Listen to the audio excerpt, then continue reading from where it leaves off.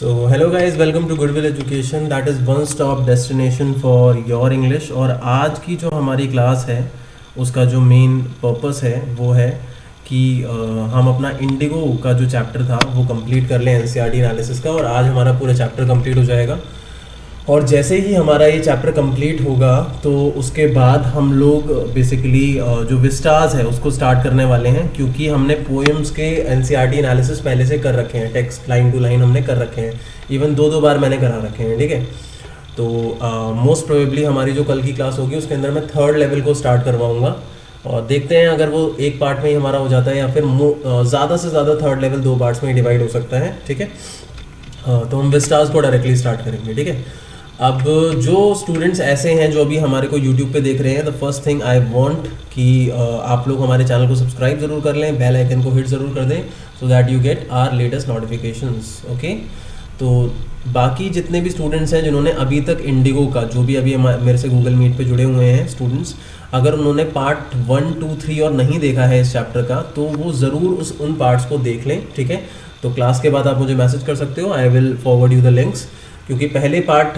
देख लोगे आप तीनों के तीनों तो आपको चौथा वाला पार्ट और ज़्यादा क्लियर हो जाएगा। हालांकि अभी मैं एक बार बता देता हूँ। तो गाइज, इंडिगो जो चैप्टर है मैंने बताया था उसमें महात्मा गांधी जी के फर्स्ट बहुत बड़े एक मूवमेंट के बारे में बताया गया है जो इंडिया में हुआ था, बिहार के पास चंपारण में। तो ये बेसिकली क्या था कि जो लैंडलॉर्ड्स थे, जो ज़मींदार थे, जो किसानों के साथ वहाँ पे जो शेयर क्रॉपर्स हैं उनको किसान पीजेंट्स भी बोला गया है, शेयर क्रॉपर्स भी बोला गया है, ह्यूमन भी बोला गया है, तो उनके साथ अन्याय हो रहा था एक अग्रीमेंट के तहत। तो गांधी जी एक राजकुमार शुक्ला नाम के किसान के साथ चंपारण गए थे और वहाँ पे उन्होंने लगभग 1 ईयर स्पेंड किया और उन्होंने लास्ट में विक्ट्री दिलाई सबको, मतलब जितने भी किसान थे जो बेबस थे उन सबको एक तरीके से उन्होंने विक्ट्री दिलाई, उनकी जीत हुई लास्ट में जाके। ठीक है, तो इसी के ऊपर ये पूरा का पूरा हमारा चैप्टर है और मैंने ऑलरेडी 3 पार्ट्स करा दिए हैं, लास्ट के ये 2 पेजेस बचे हैं। होप सो आप लोगों ने देखे हैं, नहीं देखे तो भी कोई दिक्कत नहीं है, मैं यहाँ से बैकग्राउंड से थोड़ा स्टार्ट कर देता हूँ। ठीक है, चलिए आगे बढ़ते हैं। तो यार यहाँ तक मैंने ये चीज़ बता दी थी, जो मेरा लास्ट पार्ट था उसके अंदर मैंने ये चीज़ बता दी थी कि जब गांधी जी जो हैं इस बात को प्रूव कर देते हैं एज अ सोल रिप्रेजेंटेटिव, क्योंकि देखो काफ़ी सारे एविडेंस जो हैं उससे ये बात प्रूव हो जाती है कि जो लैंडलॉर्ड्स हैं, मतलब जो अंग्रेजी ज़मींदार होते हैं, उन्होंने चंपारण के शेयर क्रॉपर्स के साथ बहुत ही ज़्यादा गलत किया है। तो जब ये बात प्रूफ हो जाती है, इसके एविडेंस आ जाते हैं, तो उस पर्टिकुलर पॉइंट ऑफ टाइम पे जो लैंडलॉर्ड्स होते हैं वो इस बात को लेकर डर रहे होते हैं कि कहीं वो पूरी की पूरी पेमेंट जो है, जितना भी लॉस हुआ है किसानों को, वो पूरा ही डिमांड ना करें एज अ कंपनसेशन। लेकिन गांधी जी ने सिर्फ और सिर्फ 50%, ये पैराग्राफ मैं ऑलरेडी समझा चुका हूँ, आई थिंक ये लास्ट पैराग्राफ मैंने समझाया था पार्ट 3 में। तो उस टाइम पे गांधी जी ने 100% की जगह 50% जो था रिफंड मांगा था। लेकिन मैं आप लोगों को बता दूं कि गांधी जी जो हैं जब 50% मांगते हैं तो उस वक्त ये एक पर्सन का नाम दिया गया है। और मैंने ये भी बताया था कि जब भी हम कोई चैप्टर पढ़ रहे हैं और उसमें कोई फैक्ट आ रहा है, फैक्ट मतलब कोई डेट आ रही है, कोई नेम आ रहा है, कोई प्लेस का नेम आ रहा है, तो ज़्यादातर एमसीक्यू जो क्वेश्चंस होंगे ना आपके, जो 20 मार्क्स के एमसीक्यू क्वेश्चंस आएंगे पार्ट ए के अंदर लिटरेचर से, उसमें फैक्ट बेस्ड क्वेश्चन ज़्यादा होते हैं। ठीक है, तो आप इनको थोड़ा ध्यान रखना, हर एक चैप्टर के कुछ फैक्ट्स अलग से नोट कर लेना, हम ऐसी कुछ वीडियोज़ भी अलग से लेके आएंगे। ठीक है, तो रेवरेंड JZ होज है इनका नाम। ठीक है, तो ये बेसिकली एक मिशनरी होते हैं। अब मिशनरी किसको कहते हैं मैं बता देता हूँ। मिशनरी किसी भी एक ऐसे पर्सन को कहा जाता है जो किसी दूसरे कंट्री से या किसी पर्टिकुलर दूसरे रिलीजन से किसी दूसरी कंट्री में ट्रैवल करता है और वहाँ के लोगों को अपने धर्म को लेकर, रिलीजन को लेकर क्या करता है, मोटिवेट करता है, इंस्पायर करता है। तो ये एक ब्रिटिश मिशनरी होते हैं। तो ये उस वक्त गांधी जी का जो ये मूवमेंट चल रहा था इसमें बहुत ही क्लोज ऑब्जर्वेशन कर रहे थे। तो इनको ये लग रहा था कि गांधी जी जो हैं वो बिल्कुल अटल हो चुके हैं और वो 50% रिफंड से कम में बिल्कुल भी नहीं मानने वाले हैं। ये मैं थोड़ा शॉर्टली इसलिए बता रहा हूँ क्योंकि मैं ऑलरेडी इसको बता चुका हूँ पार्ट 3 में। लेकिन गांधी जी को जब जो ब्रिटिश लैंडलॉर्ड्स हैं वो कहते हैं कि हम आपको सिर्फ 25% रिफंड ही दे सकते हैं जो भी किसानों का नुकसान हुआ है उसका, तो Gandhi ji to his amazement, मतलब कि वो काफ़ी अमेज्ड हो जाते हैं, जो JZ हॉज है वो काफ़ी अमेज्ड हो जाते हैं ये चीज़ देख के कि जब उन्होंने 25% ऑफर करा ब्रिटिश लैंडलॉर्ड्स ने कंपनसेशन, तो गांधी जी ने क्या करा, 25% को एक्सेप्ट कर लिया। What Gandhi did, Gandhi accepted the refund of 25%। 25%। तो अब क्वेश्चन ये रेज होता है कि उन्होंने 25% रिफंड क्यों एक्सेप्ट कर लिया, और सबसे ज्यादा इंपॉर्टेंट क्वेश्चन है इस चैप्टर का, सबसे ज्यादा मतलब बहुत बार ये क्वेश्चन रिपीट हुआ है कि गांधी जी ने जो 25% रिफंड था वो एक्सेप्ट क्यों कर लिया था। तो दोस्तों उन्होंने ये रिफंड इसलिए एक्सेप्ट कर लिया था क्योंकि उनके लिए जो अमाउंट था, रिफंड का जो अमाउंट था वो उतना ज्यादा इंपॉर्टेंट नहीं था, जितना ज्यादा इंपॉर्टेंट क्या था उनके लिए, विक्ट्री थी। तो this is the main point, I hope you can understand the point, ठीक है। तो थस ब्रेकिंग द डेडलॉक, ठीक है, तो उन्होंने डेडलॉक को ब्रेक कर लिया। अब ये डेडलॉक क्या है यहाँ पे, डेडलॉक जो है दोस्तों वो बेसिकली जो ब्रिटिश लैंडलॉर्ड्स हैं उन्होंने जो प्लान बनाया था कि हम जब 25% ऑफर करेंगे और गांधी जी नहीं मानेंगे क्योंकि भाई इतना कम अमाउंट है तो वो क्यों मानेंगे, तो मामला जो है वो और ज़्यादा खिंच जाएगा, तो हमें एक टाइम गैप मिल जाएगा और चीज़ें जो हैं वो भर के आ जाएंगी। लेकिन उन्होंने 25% ही एक्सेप्ट कर लिया क्योंकि उनके लिए ज़्यादा इंपॉर्टेंट जो अमाउंट था वो नहीं था बल्कि विक्ट्री थी। क्योंकि पहली बार ऐसा हो रहा था कि जो सिविल डिसोबीडियंस है, मैं ऑलरेडी बता चुका हूँ सिविल डिसोबीडियंस क्या होता है। सिविल डिसोबीडियंस होता है when public is going against the policy of government और गवर्नमेंट्स रूल्स, ठीक है। तो जो पावर में है उनके खिलाफ जीत हो रही थी लोगों की, तो ये एक रीजन था कि उन्होंने 25% रिफंड एक्सेप्ट कर लिया था। अब आगे क्या लिखा है कि this settlement was adopted unanimously by the commission, unanimously by the commission। अब यहाँ पे ये जो वर्ड है unanimously, that is what we call basically कि मतलब without names, without disclosing names, without disclosing the identities, मतलब जो कमीशन है उसके अंदर जितने भी लोग हैं, तो इसको मतलब बिना किसी उसके कह सकते हैं, ये भी कह सकते हैं कि बिना किसी ऑब्जेक्शन के, ये भी कह सकते हैं कि बिना किसी ऑब्जेक्शन के इसको एक्सेप्ट कर लिया गया, एडॉप्ट कर लिया गया, ठीक है। अब आगे क्या लिखा है, Gandhi explain that the amount of the refund was less important. Gandhi बताते हैं कि भाई जो अमाउंट था वो इतना इंपॉर्टेंट नहीं था, बट ज्यादा इंपॉर्टेंट क्या था कि the landlords had been obliged to surrender part of money, कि मतलब कुछ पैसा जो थे वो लैंडलॉर्ड्स अब देने के लिए राजी हो गए थे। तो कहीं ना कहीं वहां पे ब्रिटिशर्स के हैंड से, जो ब्रिटिश गवर्नमेंट है या फिर मैं कहूँ जो ब्रिटिश लैंडलॉर्ड सिस्टम है उसके हैंड से एक हार इनकी हो रही थी। तो ये बहुत ज्यादा इंपॉर्टेंट था क्योंकि एक बार जब हम किसी पर्सन को हरा देते हैं तो हम उसे बार बार हरा सकते हैं।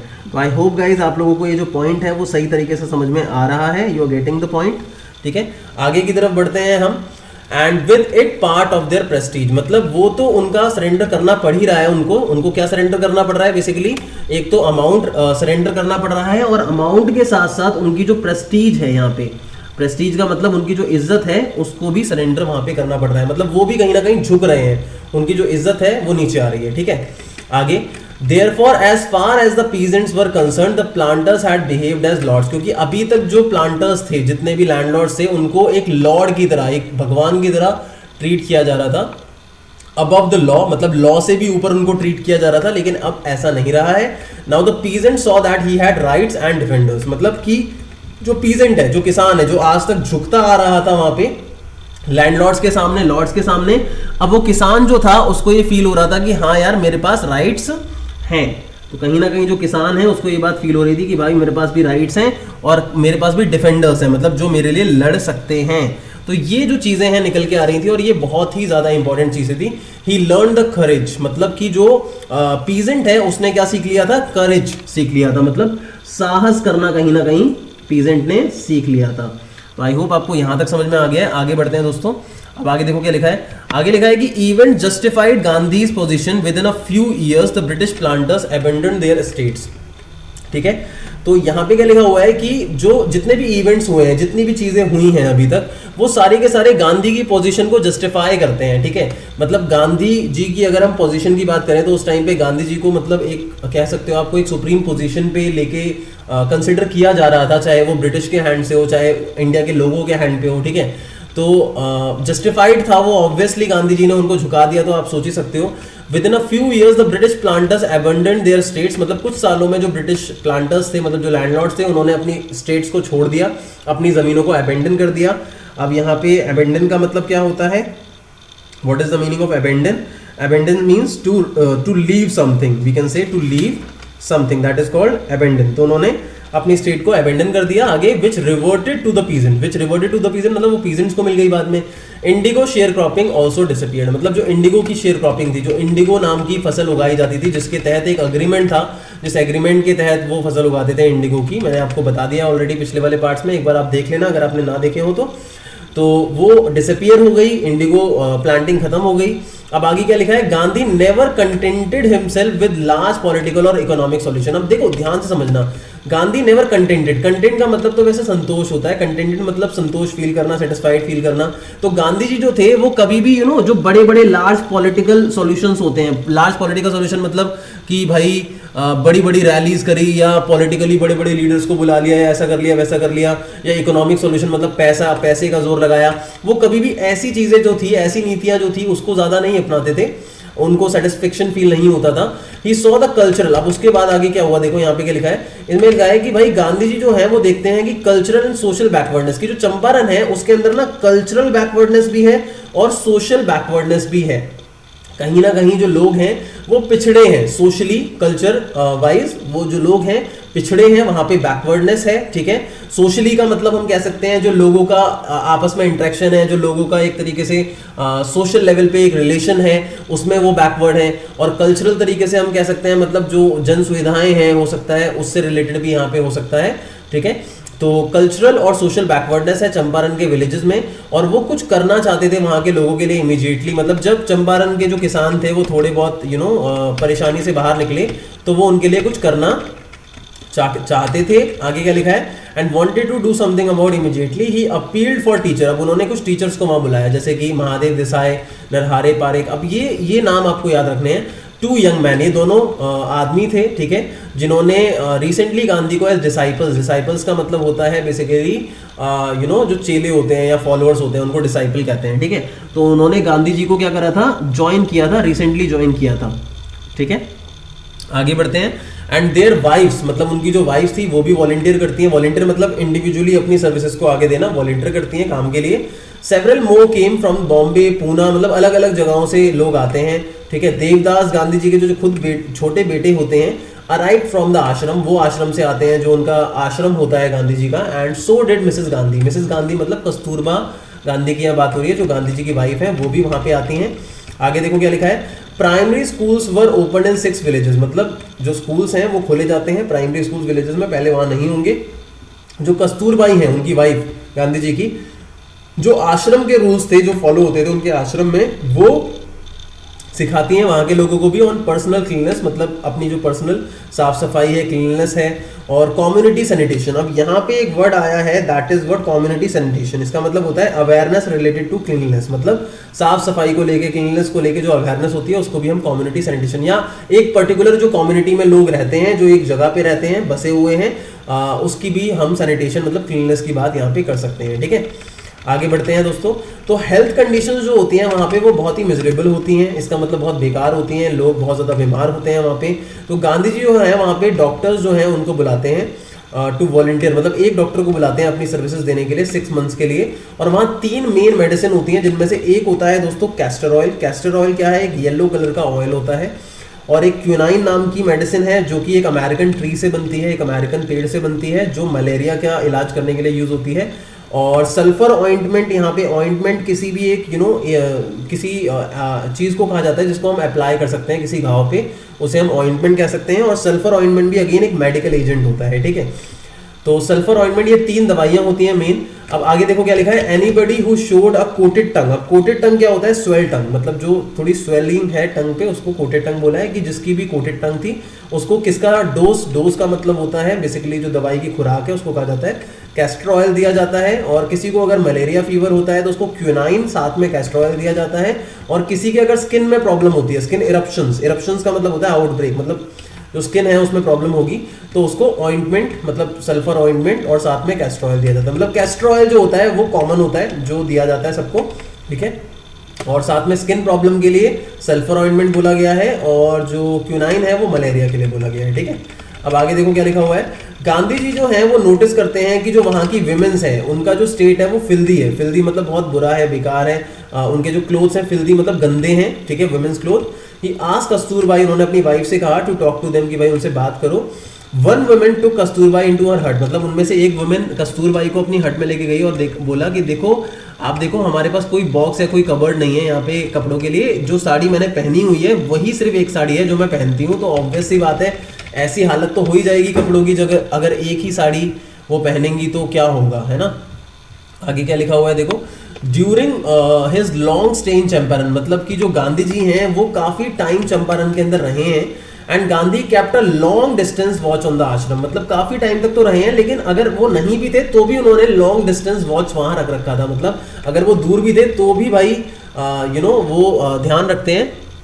सॉरी, यहाँ पे लाइन का मतलब थोड़ा अलग है दोस्तों, sorry for that. During his long stay in Champaran, मतलब चंपारण में जब वो लॉन्ग स्टे के लिए थे उस टाइम पे उन्होंने अपने आश्रम पे नजर बनाए रखी थी। यहाँ पे इस चीज के बारे में बताया गया है। He sent regular instructions by mail and ask for financial accounts, मतलब जो आश्रम में जो भी गतिविधि चलते रहती है वो मेल से पूछते रहते हैं। And ask for financial accounts भी जानते रहते हैं। बाय मेल यहाँ पे लेटर भी हो सकता है, ठीक है। और फाइनेंशियल अकाउंट्स मतलब कि जो भी बही खाता है उससे रिलेटेड इन्फॉर्मेशन आश्रम की मांगते होंगे शायद। Once he wrote to the residents that it was time to fill in the old latrine trenches and big new ones. अब क्या लिखा है कि भाई एक बार क्या हुआ था, उन्होंने लेटर लिखा था यहाँ पे रेजिडेंट्स को, ठीक है। जो once he wrote to the residents that it was time to fill in the old, अब यहाँ पे आई थिंक मोस्ट प्रोबेबली जो बात हो रही है ना वो चंपारण के रेजिडेंट्स की बात हो रही है दोस्तों। यहाँ पे चंपारण के रेजिडेंट्स की बात हो रही है, ये ध्यान रखना। उन्होंने लिखा था कि भाई ओल्ड लेट्रिन ट्रेंचेस, अब ये लेट्रिन ट्रेंचेस क्या है, बेसिकली टॉयलेट्स को बोला गया है कि जो उसके ट्रेंचेस मतलब जो आपने देखा होगा जो ट्रेडिशनल हमारे टॉयलेट्स होते हैं उनके अंदर जो शीट होती है उसको बोला गया है ट्रेंचेस। कि जो पुराने हैं वो बहुत गंदे हो गए हैं, स्मेली हो गए हैं, तो उन्हें नए खोदने पड़ेंगे। And the old ones would begin to smell bad, तो वही है कि पुराने वालों में स्मेल आने लग जाएगी। लास्ट का एक पैराग्राफ बहुत इंपॉर्टेंट है, उसमें से एक दो बार क्वेश्चन आया है तो उसको बिल्कुल भी मिस मत करना अभी। तो चंपारण एपिसोड एक टर्निंग पॉइंट था। ये टर्निंग पॉइंट वाला जो क्वेश्चन है ये लॉन्ग में कई बार आता है, तो इस चीज का आप ध्यान रखना। अब टर्निंग पॉइंट क्यों बोला गया है गांधी जी की लाइफ, गांधी की लाइफ का टर्निंग पॉइंट इसलिए बोला गया है क्योंकि इस पर्टिकुलर पॉइंट के बाद गांधी जी ने बहुत बड़े बड़े मूवमेंट्स और भी स्टार्ट किए हैं। और ये मूवमेंट जो था चंपारण का, ये प्रूव करता है कि जो इंडियंस हैं वो भाई चैलेंज कर सकते हैं ब्रिटिशर्स को, ठीक है। अब what I did he explain was a very ordinary thing, मतलब उन्होंने जो किया था वो बहुत ऑर्डिनरी था। लेकिन I declare that the British could not order me about in my home country. Gandhi ji खुद अपने वर्ड्स में कहते हैं कि मैंने वहां पे ये डिक्लेयर कर दिया था सबको कि भाई जो ब्रिटिशर्स हैं वो हमें ऑर्डर नहीं कर सकते, स्पेशली मुझे ऑर्डर नहीं कर सकते मेरी खुद की कंट्री के अंदर की, मतलब जैसे वो बात हुई थी ना, उन्होंने जब कहा था कि निकल जाओ वहां से, तुम यहाँ के नहीं हो, अदरवाइज तुम्हें अरेस्ट कर लिया जाएगा। तो भाई मेरी कंट्री में मैं रहूंगा तो मुझे कौन बाहर निकालेगा। But Champaran did not begin as an act of defiance. अब यहाँ पे डिफाइंस का मतलब क्या है, there is a word that is defiance, not to obey, मतलब कि किसी ऑर्डर को या किसी भी चीज को ओबे ना करना, ठीक है। But Champaran did not begin as an act of defiance, it grew out of an attempt to alleviate. मतलब इसका ये मतलब है कि भाई चंपारण का मतलब ये नहीं है कि वहां पे हम इसलिए गए थे कि भाई हम ओबे ना करें ऑर्डर्स को और लॉ एंड ऑर्डर को तोड़ें, या ऐसा नहीं है, इसका मतलब ये नहीं है। बेसिकली इसका जो मेन मकसद था, it grew out an attempt, मतलब ये सिर्फ एक अटेम्प्ट था। चंपारण का जो एपिसोड है वो एक अटेम्प्ट था टू एलिविएट। एलिविएट का मतलब होता है यहाँ पे टू मेक इजियर, या फिर खत्म करने को भी कह सकते हैं हम, फिनिश करना, ठीक है, किसी चीज को खत्म करना। To alleviate the distress of large number of poor peasant, मतलब जो डिस्ट्रेस था, डिस्ट्रेस मतलब डिसअपॉइंटमेंट, जो परेशानियां हैं जो बहुत सारे पीजेंट की थी, उसको खत्म करना था मेन मकसद चंपारण का। This was the typical Gandhi pattern, मतलब यही गांधी का टिपिकल पैटर्न था। टिपिकल मतलब जो शायद किसी को बहुत आसानी से समझ में नहीं आता और पल्ले नहीं पड़ता, स्पेशली उस टाइम पे जब गांधी जी कहते थे कि कोई तुम्हारे एक गाल पे थप्पड़ मारे तो तुम दूसरे पे खा लो। तो यार ये बड़ी अजीब सी बात है, किसी को भी डाइजेस्ट नहीं होती है, ठीक है। तो टिपिकल मैथड है ये, कहीं ना कहीं कहा जाए तो। His politics were intertwined with the practical day to day problems of the millions, मतलब अगर देखा जाए तो उनका जो पॉलिटिक्स है, पॉलिटिक्स मतलब यहाँ पे राजनीति की बात की जा रही है कि उनका राजनीति करने का तरीका अलग था। उनकी जो पॉलिटिक्स है, या हम कह सकते हैं टैक्टिक्स है, या उनकी जो स्ट्रैटेजी है, उनकी जो पॉलिसी है, वर इंटरवाइंड। अब यहाँ पे इंटरवाइंड का मतलब है कनेक्टेड, क्लोज, कि कहीं ना कहीं क्लोज है practical day to day problem से। मतलब हम में से बहुत सारे लोग, मिलियंस ऑफ लोग जो day to day problem face करते हैं ना, उनके जो स्ट्रैटेजीज थी, उनकी जो पॉलिसी थी, उनकी जो पॉलिटिक्स थी, जो वो यूज करते थे, वो हमारी आज की जो प्रॉब्लम्स हैं उनमें हम बहुत आसानी से देख सकते हैं, ठीक है। मतलब मेल मिला सकते हैं कि भाई हाँ, उनकी इस पॉलिसी से हमारी इस प्रॉब्लम का सॉल्यूशन निकल सकता है। His way not a loyalty to abstractions, his was not a loyalty to abstraction, अब it was a loyalty to living human beings. इसका मतलब क्या है, ध्यान से समझना। लॉयल्टी टू एब्स्ट्रैक्शन, अब यहाँ पे एब्स्ट्रैक्शन का मतलब क्या होता है, state of thinking deeply, that is called abstractions, ठीक है। He was not a loyalty, his was not a loyalty to abstraction, it was a loyalty to living. इसका मतलब ये है कि भाई हमारी जो लॉयल्टी है ना, वो सिर्फ डीप थिंकिंग, मतलब सिर्फ हमें सोचना नहीं है, द थिंग इज कि हमें सिर्फ सोचना नहीं है किसी चीज को, बल्कि हमें क्या करना है, सर्व करना है। किसको सर्व करना है? लिविंग को, ह्यूमन बींग्स को। It's not all about you, ये सिर्फ तुम्हारे बारे में नहीं है, इट्स अबाउट अस, ये हमारे बारे में, ठीक है। कि भाई सिर्फ एब्स्ट्रैक्शंस नहीं रखनी है, इसका मतलब कि भाई हमें सिर्फ ये नहीं सोचना कि सोचते रहें चीज़ों को ये, ठीक है। It should be like serving livings and human beings. आगे क्या लिखा हुआ है? In everything Gandhi did more he tried to mold a new free Indian. मतलब कि हर एक चीज जो भी उन्होंने की है, उन्होंने मोल्ड करने की कोशिश की है। अब यहाँ पे मोल्ड मतलब किसी भी चीज को एडजस्ट करना भी कह सकते हैं और बिल्ड करना भी कह सकते हैं। उन्होंने एक फ्री इंडियन को मोल्ड करने की कोशिश की है, who could stand on his own feet. मतलब पहले जो इंडियन था वो कहीं ना कहीं फ्री फील नहीं करता था, लेकिन उन्होंने सिखाया कि कैसे अपने पैरों पे खड़ा होना है। And thus make India free, मतलब इंडिया को कैसे फ्री करना है और इंडिया कैसे फ्री होगा, ये उन्होंने सबको समझाया। आप देखो लास्ट पैराग्राफ है, बहुत इंपॉर्टेंट है। Early in the Champaran action, मतलब जो भी ये चंपारण का जो भी हुआ है, जितना भी हुआ है, उसके बाद अर्ली शुरुआती दिनों में चार्ल्स फ्रीर एंड्रयू। अब ये चार्ल्स फ्रीर एंड्रयू एक बहुत इंपॉर्टेंट नेम है यहाँ पे, ये ध्यान रखना, कई बार एग्जाम में आ जाता है, बच्चों को समझ नहीं आता कहाँ से आया है ये। इसको CF एंड्रयू करके भी आ जाता है, चार्ल्स फ्रीर एंड्रयू की जगह CF एंड्रयू भी आ जाता है। The English pacifist. अब पैसिफिस्ट किसको कहा जाता है? जो किसी वॉर को सपोर्ट नहीं करता उसे पैसिफिस्ट कहते हैं, जो हमेशा वॉर से, फाइट से अपोज करता है। जैसे गांधी जी भी एक पैसिफिस्ट हो सकते हैं, क्योंकि वो नॉन वायलेंस को सपोर्ट करते थे ना, तो वो भी पैसिफिस्ट हो सकते हैं।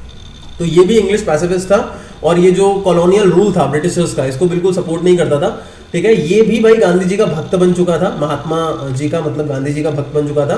And came to bid Gandhi farewell before going on a tour to due to Fiji island. मतलब फिजी आइलैंड बेसिकली एक जगह है जो कि न्यूजीलैंड में है। तो यहाँ जाने से पहले ये गांधी जी को फेयरवेल करने आया था, मतलब अलविदा करने के लिए आया था। मतलब जाने वाला था वो, तो गांधी जी को अलविदा कहने आया होगा, भाई मैं जा रहा हूँ।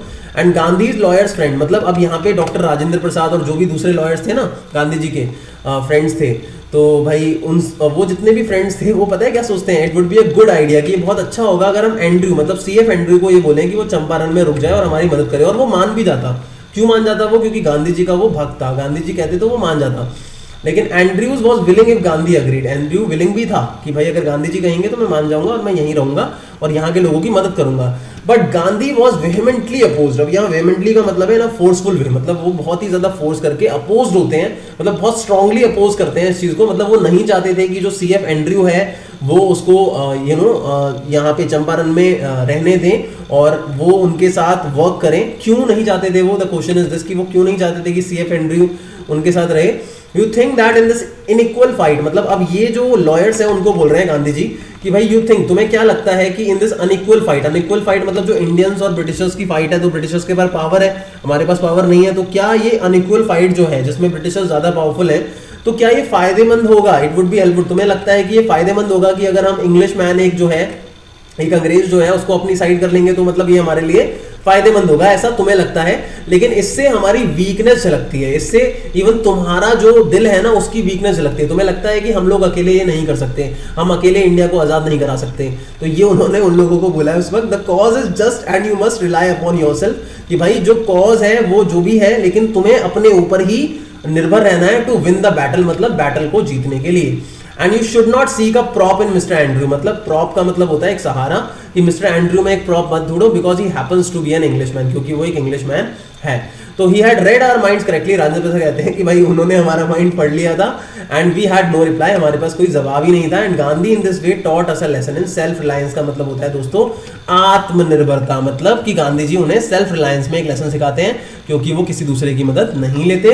And self reliance, Indian independence and help to share proper were all bound together. और ये सारी चीजें आपस में जुड़ी हुई हैं, चाहे वो आत्मनिर्भरता हो, चाहे इंडिया की इंडिपेंडेंस हो, चाहे शेयर प्रॉपर्स को मदद करना हो, ऑल बाउंड मतलब कनेक्टेड टुगेदर, ठीक है। तो यहाँ पे दोस्तों हमारा जो ये चैप्टर है खत्म होता है, ठीक है। अब जो भी स्टूडेंट्स हमारे स्पेशली यूट्यूब पे देख रहे होंगे इस वीडियो को, मैं चाहूँगा सारे के सारे जो हैं वो एक एक पार्ट को अच्छे तरीके से देखें, समझें, नोट्स बनाएं। नोट्स बनाना बहुत ज़्यादा इंपॉर्टेंट है, बिगर नोट्स के काम नहीं चलने वाला। जितने भी फैक्ट्स हैं वो ज़रूर लिखा करो। NCERT एनालिसिस जब भी कर रहे होते हो तो फैक्ट्स को नोट करा करो। और फैक्ट्स में क्या क्या आ जाता है? डेट्स आ जाती हैं, प्लेसेस का नाम आ जाता है, पर्सन का नेम आ जाता है, ये सारी की सारी चीज़ें आपकी फैक्ट्स में आती हैं। ये आपको ज़रूर करना है, क्योंकि MCQ फैक्ट से ही रिलेटेड होंगे। इसमें राइटर का नाम, राइटर कहाँ से बिलोंग करता है, ये सब कुछ आ सकता है। और बाकी जो मैंने बताया, प्लेस का नाम, डेट, फैक्ट, और सॉरी पर्सन का नाम, ये सब कुछ आ सकता है। और जिस बच्चे ने अभी तक हमारा चैनल सब्सक्राइब नहीं किया है दोस्तों, चैनल को सब्सक्राइब जरूर करो। और दूसरी चीज़ एक और बताना चाहूँगा, जो भी बच्चा ऐसा है जो सच में इंग्लिश में बहुत अच्छे मार्क्स स्कोर करना चाहता है, मैं स्ट्रांगली चाहूँगा कि you can enroll yourself in a paid course. Why? Because we have 2 kind of classes, जिसमें से एक है हमारी लाइव क्लासेस, दूसरी recorded. In live one you can get those classes in 1000 rupees for the whole course, or in recorded one you can get that in 500 only, and this is really very good, so you must enroll yourself as soon as possible. So guys, thank you for watching the video, and keep watching Goodwill Education. That is one stop destination for your English.